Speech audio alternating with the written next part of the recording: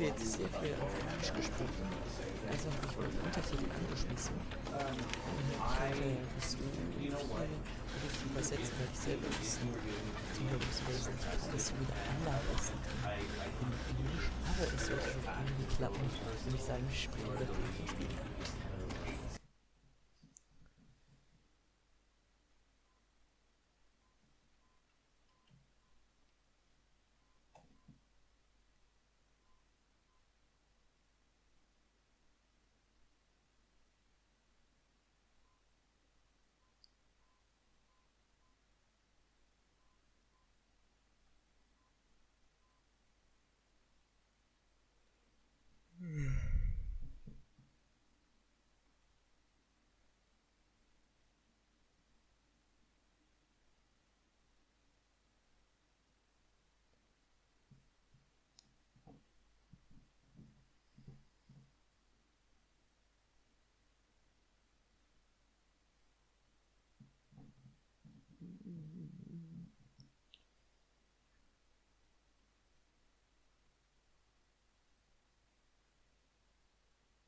This is the story of a man named Stanley.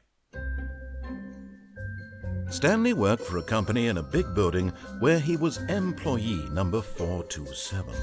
Employee number 427's job was simple.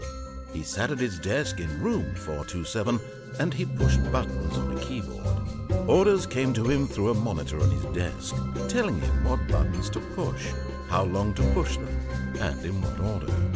This is what employee 427 did every day of every month of every year. And although others might have considered it soul-rending, Stanley relished every moment that the orders came in, as though he had been made exactly for this job. And Stanley was happy. And then one day, something very peculiar happened. Something that would forever change Stanley. Something he would never quite forget. He had been at his desk for nearly an hour when he realized that not one single order had arrived on the monitor for him to follow. No one had showed up to give him instructions, call a meeting, or even say hi. Never in all his years at the company had this happened, this complete isolation. Something was very clearly wrong. Shocked, frozen solid, Stanley found himself unable to move for the longest time. But as he came to his wits and regained his senses, he got up from his desk and stepped out of his office. So, genau. Wir spielen diesen Stanley hier. Wie ihr gehört habt, er kriegt jetzt hier keine Anweisungen mehr. Und im Spiel gibt es kein Ziel. Eigentlich ist so, du hast 10.000 Wege, die du gehen kannst. Wir werden das ja vielleicht nicht sehen. Ich weiß nicht, ich muss aber die Musik noch ein bisschen leiser machen. So. Ein bisschen mehr so. So. Sagen wir mal, dass die Ingame-Sounds nicht zu laut sind. Genau, in dem Spiel gibt es einfach 10.000 Wege, die man gehen kann. Und ja, das ist es so eigentlich das Spiel. All of his co-workers were gone. What could it mean?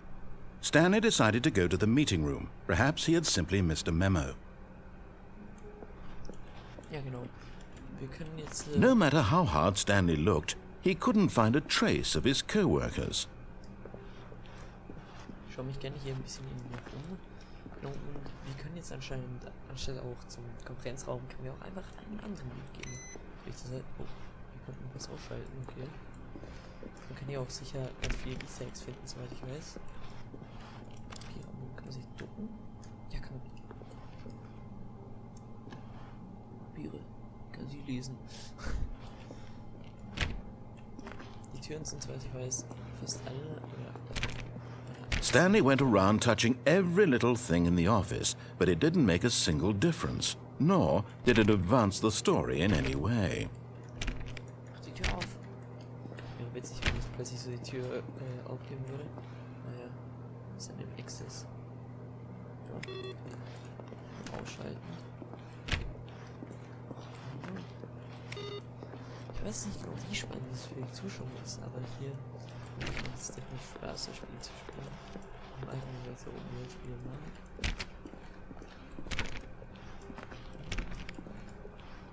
When Stanley came to a set of 2 open doors, he entered the door on his left. Und jetzt sagt der Erzähler, dass wir links durchgehen, aber wir sind mal so böse und gehen. This was not the correct way to the meeting room, and Stanley knew it perfectly well. Perhaps he wanted to stop by the employee lounge first, just to admire it. Genau. Jetzt wurde ja schon ein bisschen mehr genervt, soweit ich Ah, yes, truly a room worth admiring.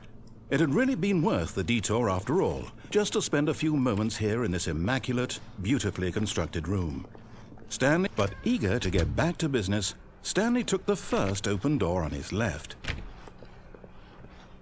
First open door to his left. Ah, wir gehen geradeaus. Stanley was so bad at following directions, it's incredible he wasn't fired years ago.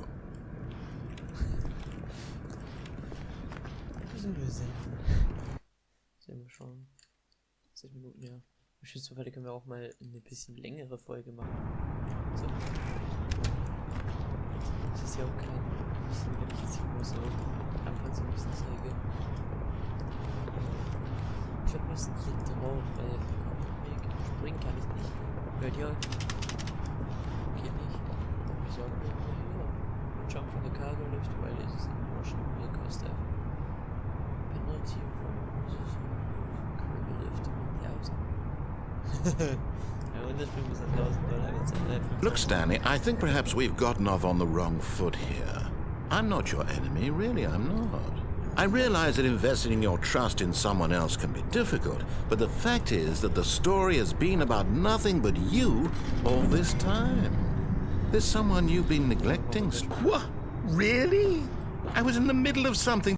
But in his eagerness to prove that he is in control of the story and no one gets to tell him what to do, Stanley leapt from the platform and plunged to his death.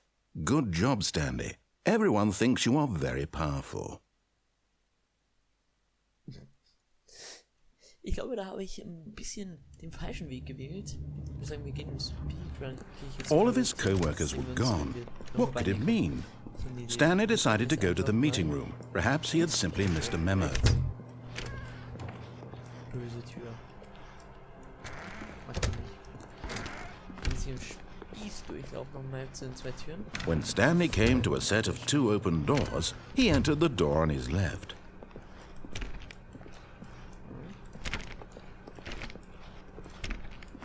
Jetzt kommen wir auch links durch.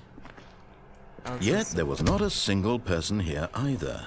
Feeling a wave of disbelief, Stanley decided to go up to his boss's office, hoping he might find an answer there.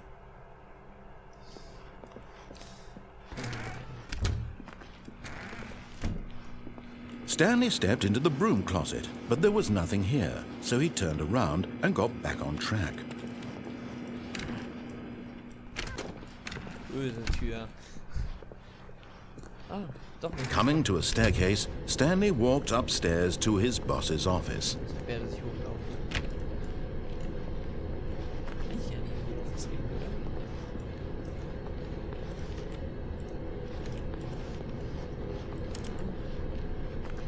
But Stanley just couldn't do it.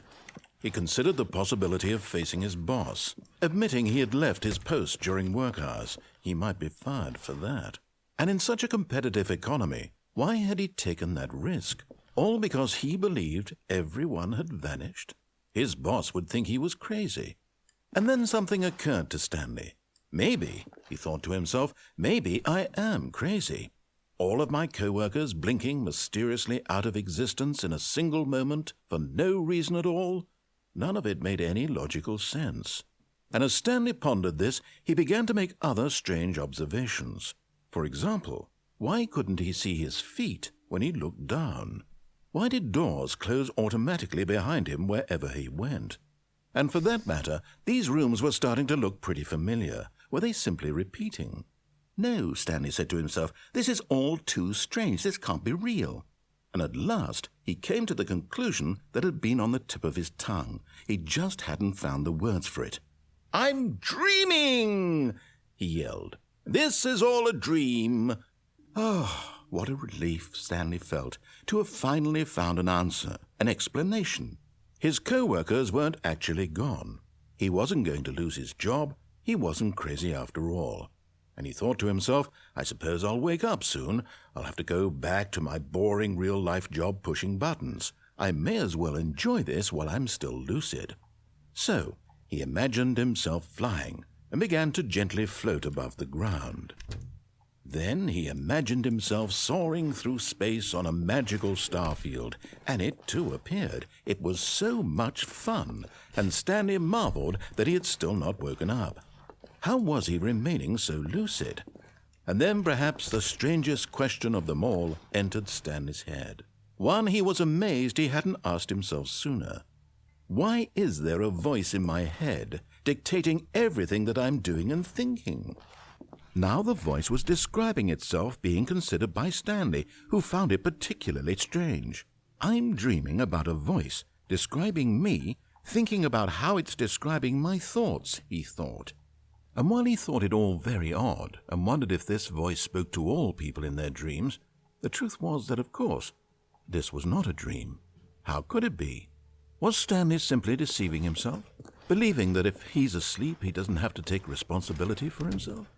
Stanley is as awake right now as he's ever been in his life. Now, hearing the voice speak these words was quite a shock to Stanley. After all, he knew for certain, beyond a doubt, that this was in fact a dream. Did the voice not see him float and make the magical stars just a moment ago? How else would the voice explain all that? This voice was a part of himself too. Surely, if he could just... He would prove it. He would prove that he was in control, that this was a dream. So he closed his eyes gently, and he invited himself to wake up. He felt the cool weight of the blanket on his skin, the press of the mattress on his back, the fresh air of a world outside this one. Let me wake up, he thought to himself. I'm through with this dream. I wish it to be over. Let me go back to my job. Let me continue pushing the buttons. Please, it's all I want. I want my apartment and my wife and my job. All I want is my life exactly the way it's always been. My life is normal. I am normal. Everything will be fine. I am okay.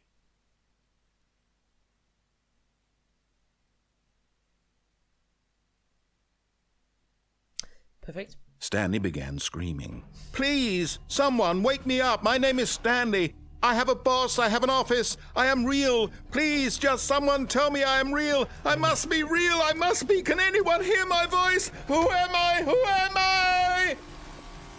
And everything went black.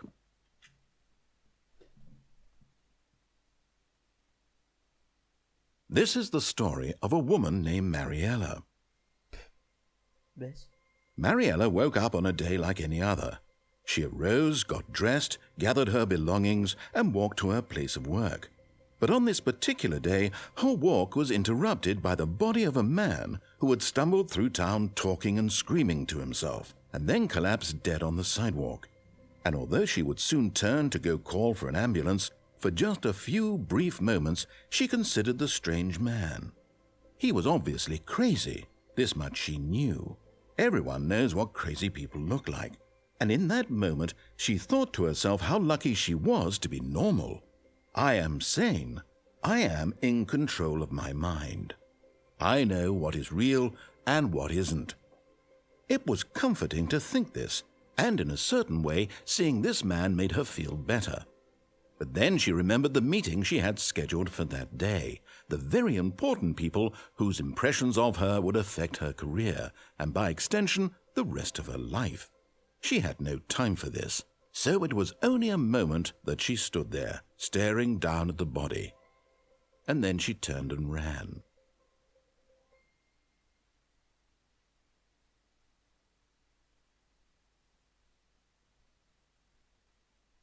Loading, aha. Was passiert jetzt? Ah, okay. Das war jetzt ein weiteres Ending. Passiert also, wenn man links durchgeht. Okay, gut. Dann geht es auch schon 15 Minuten. Boah, das ist schon solide. So, jetzt würde ich gerne noch kurz ein Spiel rein. So. Ja, das war's dann auch mit dem Video. Ich muss hier... How long was I sitting there? Stanley wondered to himself. Minutes? Days? Centuries? Did something crucial happen while my senses were turned? He made a note to be more careful with time from now on. Das war ein anderer Text. Oder was? Ich weiß gar nicht. Auf jeden Fall, das war's mit dem Video. Zum Schluss, das ganze Video über war ich ein bisschen leise, weil ich die Stimme in den Vordergrund lassen wollte. Auf jeden Fall würde ich sagen, das war's mit dem Video. Wir sehen uns in 2 Tagen wieder, wenn es dann wieder heißt, keine Ahnung, was für ein Spiel. Kann ich immer spielen? Kann ich euch das schon sagen? Nein, kann ich nicht. Naja, lasst euch überraschen. Wir sehen uns dann in 2 Tagen wieder. Haut rein und ciao, Leute.